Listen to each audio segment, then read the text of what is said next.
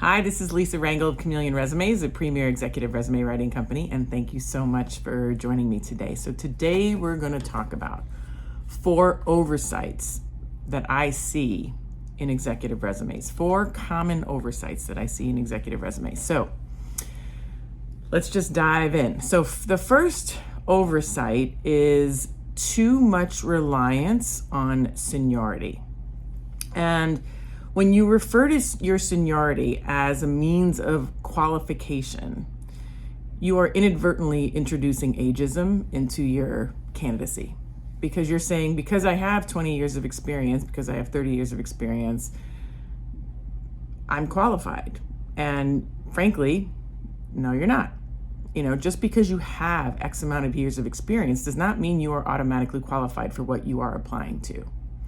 And frankly, you're just bringing in, you're introducing ageism into your candidacy, maybe unknowingly, obviously, but as you may, if you've been following me for a little while, you may have heard me say, we all know people with 20, 30 years of experience who are amazing, and we all know people with 20 to 30 years of experience who can't work themselves out of a paper bag. So, seniority does not automatically qualify you for a particular job. And if you are still leading with that as your main qualifier, still leading with seniority, it's an oversight. You really need to now pivot and lead with what qualifies you, and that is achievements, which leads me to point number 2. The oversight that I see, the second common oversight that I see, is too much reliance on tasks. You're mentioning that you have responsibilities, you have duties, you have areas of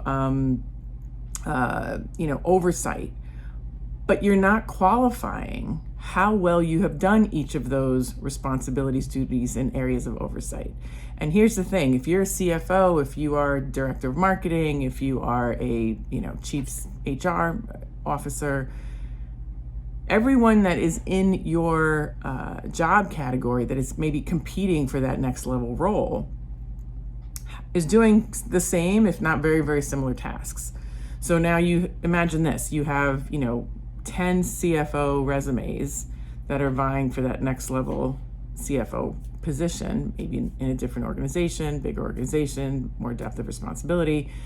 But the competing CFO resumes all have the same functions on them as bullets. So how do you differentiate yourself if you are one of those 10?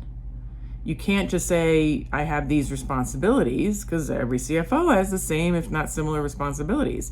The way you differentiate yourself is your achievements, right? Your ripple effect. And that is the essence of this second oversight: is too many executives rely on tasks, or they list tasks as their bullets. And instead you need to list how well you did that task. What was your impact? What was the win in the end? As a result of you doing X, what was the result of that effort in overseeing that area of responsibility? So this is how you differentiate yourself at a higher level, or at any level for that matter, but particularly at a leadership level. You are competing against very formidable, individuals who have also climbed the ladder alongside you in many ways. And you can't just say, I oversaw financial statement creation, or, I oversaw the loan process, for the organization that I worked for. It's not about that anymore. It's how well you did that. What were the terms? What was, how did you accelerate the reporting process? How did you automate it? How did you provide decision-making for abilities for other, departments within the organization, and lead that particular area? And that could be done whether you are in marketing and HR and finance. Those are the functions that you need to now show how you've worked well with all those independent areas, collaboratively. So how well did you do the function that you oversaw is the essence of this, second item that I put here on the video. The third oversight that I see is you have no mention of your team outside of the size of the team that maybe you oversaw. And by this, I mean, how well did you develop your succession planning?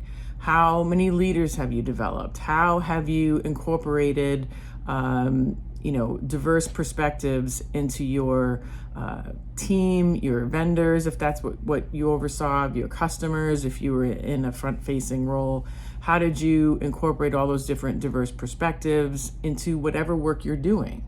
Showing the success of how you've developed a culture that is inclusive of everyone, and that people are gravitating towards working for you, and that you are promoting them within the organization into other leadership roles. That's showing, again, your ripple effect of how you've developed your people as a leader. You can't just simply say that you're a great leader.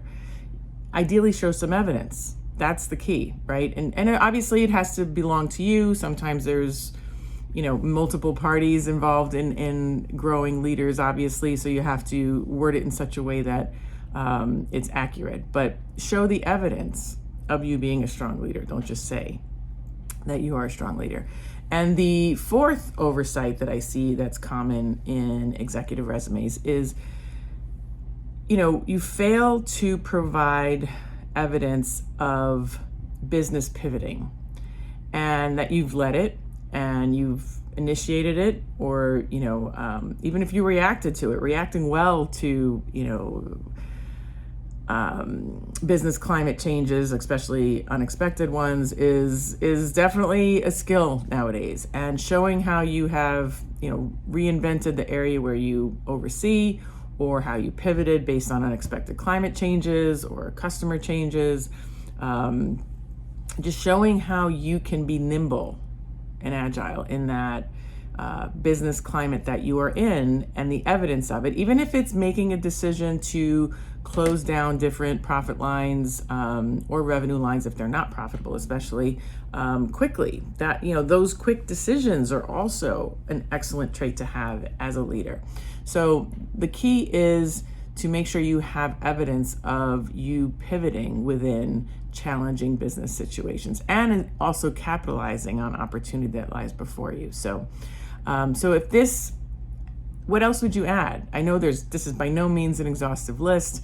What else would you add to this list of common resume oversights? And if you would like to see examples of before and after resumes, and show different ways of showing progression within resumes, I'm going to ask you to join me for my next free training session. You can go to the link below and register accordingly, and I look forward to seeing you then. If you've liked this video, I'm going to ask you to like it. If you know someone who can benefit from it, I'm going to ask you to share it.